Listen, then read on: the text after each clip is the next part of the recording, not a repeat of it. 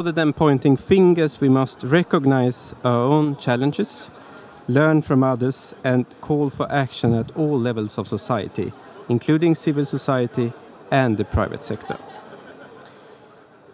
The Forum on Economy has identified over 100 activities that support the well-being of both people and the planet, as well as bringing sustainable economic development. And we are very happy that we here today have a panel consisting of 4 participants from the forum, and they will tell us more about the initiative and in what way they see the economy as a driver for sustainable development. Very warm welcome, Johanna Fager Wettergren, Head of Sustainable Finance at the Swedish Financial Supervisory Authority, Finansinspektionen.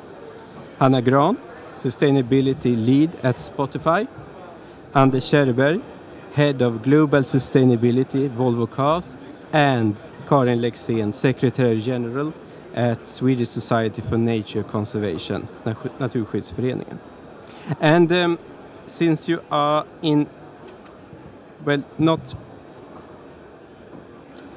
I really like to start with a question to Johanna Fager Wettergren, Head of Sustainable Finance at the Swedish Financial Supervisory Authority.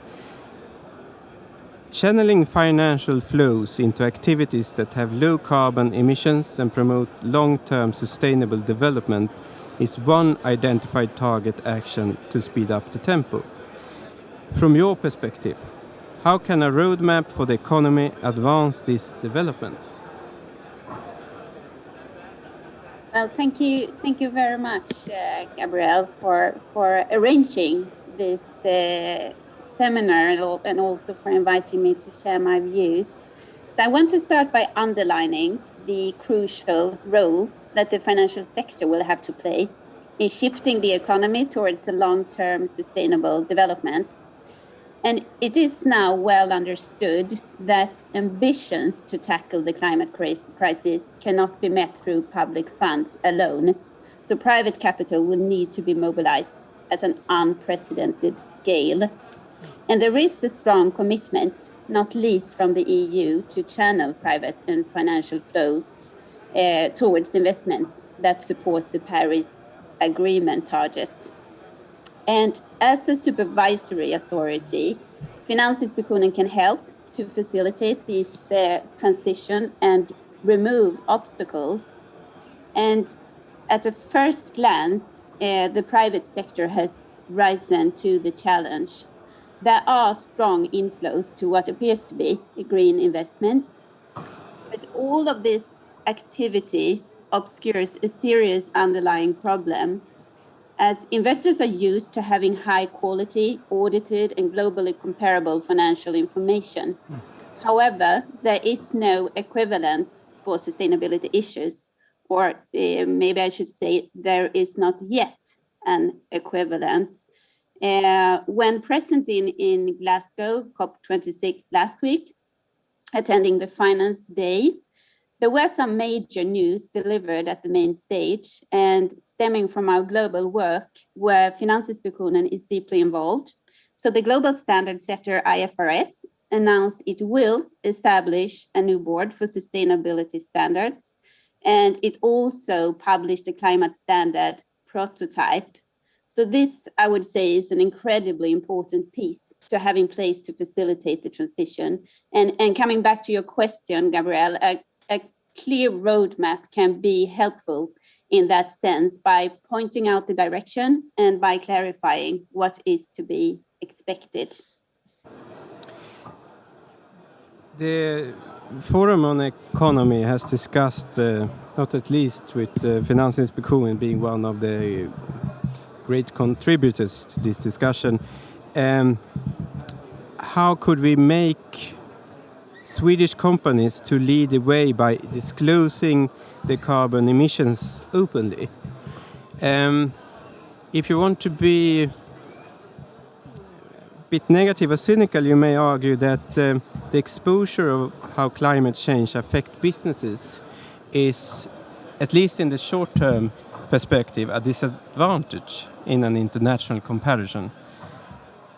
What do you say to the Swedish companies to convince them of going this way? Well, I would argue that being open about and disclosing how you as a company affect and is being affected by climate change is crucial for companies today. And the challenge up until today, the challenge for both companies and investors has been that there is not one, but rather hundreds of different standards and frameworks to choose between.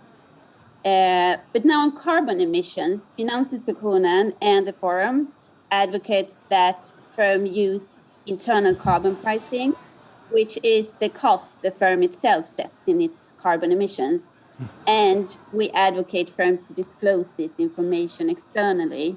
And then why do we advocate that? Well, the price on emitting carbon dioxide and other greenhouse gases is too low in many parts of the world. And as a result, the investments being made to transition our societies are too small. So internal carbon pricing helps firms to assess the financial impact of future climate measures and the risks of not transitioning. And it can create incentives to transition to more sustainable activities. Also, it helps investors and other external stakeholders to identify risks. So a number of firms, I would say, in Sweden and globally, for that sake, already use internal carbon pricing. And in our view, more firms should do this and also report this information externally. And finally, internal carbon pricing is one of the metrics that will be part of the new global standard and should be expected to be mandatory to disclose going forward. So it's about being more effective, but also about being ahead of a development that will come whether you like it or not. Thank you so much, Joanna. Turning to Hannah at Spotify, an important objective for our initiative is about bringing the public sector together with companies and communities to see how we can develop a common understanding of the sustainability transformation. I'd like to ask you, what does it mean for a company like Spotify to be part of a collaboration like this? Well, I mean, I think collaboration is everything, really, if we should get there to that net zero in time, really. So, I mean, for all of us, and I think especially other digital companies like Spotify, a huge part of our emissions, if we talk about climate, of course, and also other social indicators, are related to our value chain. For us in particular, it's like 98% is not under our direct control. So we need to have collaborations across the value chain.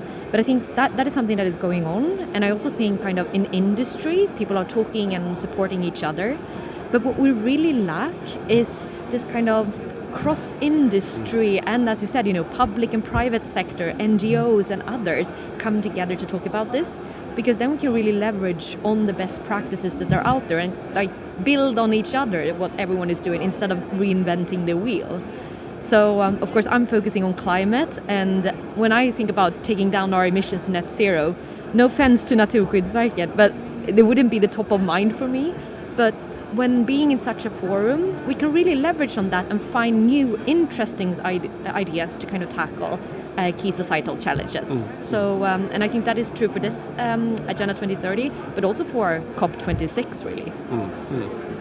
Well, setting the transition to net zero is, of course, focused on a conference like this, but setting that discussion aside for a moment, Spotify has really taken a clear position to accelerate a diverse culture with successful actions to enhance diversity, inclusion and belonging in the workplace. Can you tell us a little bit about Spotify's efforts and how do you measure data and how do you use this data to drive change in the workplace but also in society in general? I think, diversity is a super important topic for us as well, and we have tried to keep the Swedish heritage in terms of that, making sure that, for example, if we talk about parental leave, that it's the same parental leave for anyone. So no matter if it's a dad, a mom, or or not depending on basically how you become a parent, if you are on your own or so. So that is something that we try to do in all countries where we are present. But I think another topic also that relates to diversity and well-being, I would say, is mental health. And that has been a key focus for us in the past years. So we have a program internally with mental health ambassadors. We do a lot of focus on it. And most recently, actually, last week, almost all of Spotify everyone was off to kind of cater for that the pandemic has really taken a toll on everyone mentally. So everyone was off. I was, of course, here. So I felt it was more wellness week for me to be here during this conference. But otherwise, they do initiatives like that just to focus on mental health. And that is something I think we will see more and more. Mental health and the social media companies has been a great discussion the last couple of weeks. Would you say that you are ahead of your colleagues in the sector? Don't know. I mean, I hope at least what we do internally and also what we can do more with the platform to really promote mental health, because I think that is one of the key challenges that we need to solve. And if we fix that, we'll fix a lot of other problems as well. I mean, we have increasing amounts of eco-anxiety as well. So everything is very closely linked together, and more to come in that space, definitely. Thank you. Moving on to transportation, the green transition for transportation and mobility is, of course, a cornerstone to reach net zero emissions. Volvo Cars' strategy is to become fully electric by 2030. And you have today announced that you publicly are going forward to track and report greenhouse gas emissions. This is, of course, a great start. But in the forum, we are also discussing how we can impact businesses to go further and also disclose their production chain emissions. So-called Scope 3 emissions, that includes emissions both upstream and downstream of the organization's activities. Anders Kärrberg, Head of Global Sustainability, can you evolve on Volvo Cars' strategy to reduce all carbon emissions in the supply chain in the future? Absolutely. So having a strategy to reduce carbon in a company, of course, it has to be across the whole value chain. Not only Scope 1, Scope 2, but also Scope 3, which involves the use of the product and also the supply chain emissions. And that's probably the hardest part of actually become carbon neutral. We are asking our suppliers for deliveries to Volvo, use 100% renewable energy by 2025 and also 25% recycled content by 2025. We also ask them for their CO2 footprint today and the recycled content today. What do you deliver to Volvo? And what you realize asking those questions is that they are not really up to date. They don't have this capacity or competence today. So this is a discussion we're in. And adding to this now, we are introducing a price on carbon, which will be used then also, haven't decided exactly how, but will be used in supplier selection, in deciding different types of components. We'll start because we've been waiting for this. I think the international governments have been not successful, slow in finding a global solutions. We admit it's difficult, but we start now by putting the price at 1,000 SEK per ton. It's a bit lower than the Swedish carbon dioxide tax. It's a bit lower. It's a bit higher than what we have in the EU. But we think this is a reasonable price. It will be probably where the EU ETS is going in a few years. Well, greenhouse emissions would hopefully become less of a problem every year in the future.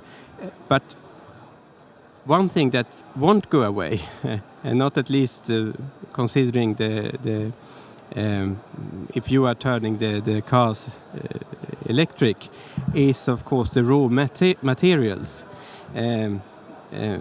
producing the batteries and the car themselves. I know that Volvo Cars have been working for some time now to implement global traceability of, for example, cobalt used in car batteries by employing a blockchain technology. The goal is to ensure customers that the electrified Volvos are run on materials that have been sourced responsibly. How can blockchain technology drive goals also towards both environmental and social sustainability? Blockchain is an excellent technology, and it is that you are attaching information to a physical delivery. And that information, the way we use it, is to put guarantees that this delivery is mined responsibly, managed responsibly, transported responsibly. And the benefit with the blockchain technology is that it's traceable and unchangeable. So you can actually apply this throughout the value chain, and you can summarize it up, and then you know that the battery or the aluminum component you have sourced is done so responsibly. So by using it, you automatically force the whole value chain to consider and deliver that type of information. A very hard thing to do when you have global value chains, because as I said, suppliers are not always aware. They don't have the data, but step by step they will. And I think this is a good technology to use for, first of all, for cobalt. We will expand it to CO2 and to other scarce metals, mica and so on, to get control of this. Thank you. Thank you. And the move from raw materials to speaking about biodiversity, the step isn't really far, is it? Karin Lexén, Secretary General at Swedish Society for Nature Conservation. Critically important to human health and livelihood is, of course, biodiversity. And I think that the awareness of how it impacts our lives, but also what it means fighting the climate change is growing every year. Can you explain in what way diversity within spices matters in a sustainable economy? I think it's really interesting to note that following many negotiations over the past, the recognition of the importance of biodiversity in the climate talks has really risen. I think that's super important, since biodiversity is in fact the safety net of the planet. And if we erode that, we erode the base. And to quote Johan Rockström, all the IPCC scenarios are built on the belief that we will still have healthy ecosystems and existing biodiversity. So if we erupt that base, we cannot believe in the scenarios also. So it's really important to face this together. So eroded biodiversity is in fact both a threat to welfare but also a financial risk. And for instance, you can look at ecosystem services like clean water, food, etc. One interesting example is pollination. We know that pollination is really important. 1/3 of the food that we are eating is to the thank of our pollinators, and there is an estimate globally that the value of this would be around $500 billion. So we really need to recognize biodiversity as a foundation for welfare and for a sustainable growth. And you actually put a price tag on pollination in this case, and internalizing externalities is really a key issue to discuss when you link economy to sustainability. It's, as probably all know, where users of resources pay for all of the consequences of its use. And what is, in your opinion, the preferable way for an economy to deal with negative externality? So I think that there are a number of sort of tools that is needed. I think still knowledge, and also a good way of sort of valuing, reporting, etc. There was a UN report coming out the other year, I think 2 years or so, the Dakota review, that suggests that you should include natural capital in national accounting system. But then in order to do that, you need good systems for doing so. So you need to sort of include it in the calculations. You also need to find ways to sort of phase out. We talk about phasing out fossil subsidies. You also need to phase out subsidies that is sort of counterproductive to biodiversity. For instance, in agriculture, I would say. On the contrary, you could also see that both agriculture and forestry being managed in a good way also contribute to biodiversity. So you could also sort of build in a compensation to those sectors if they are doing it in a sustainable way. So there are different ways, and of course taxes is another way of sort of putting a price and including externalities in the economics. Thank you, Karin, for explaining that. Last question, and I would like this to be an around the table question with very short answers because we have a very brief amount of time left. Apart from finalizing the plans to reduce global greenhouse gas emissions in alignment with the Paris Agreement, what is the most important question for the climate summit in order to step up progress? Let's start with you, Johanna. Well, thank you. So very short, and from my perspective, with a special interest in sustainable finance, I'm focused on what the financial sector can bring to the table. So then it's all about mobilizing finance. And I believe what has come out from COP26 so far is really promising in that sense. Thank you. Thank you. Anders? Lots of things can be done. Agree on a global price on carbon. Encourage all listed companies to set or commit to the climate neutrality by 2050.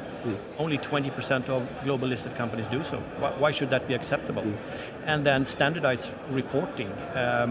Financial reporting has been standardized for 50 years. Where is the sustainability reporting? Why is that not standardized? It's getting embarrassing, I think.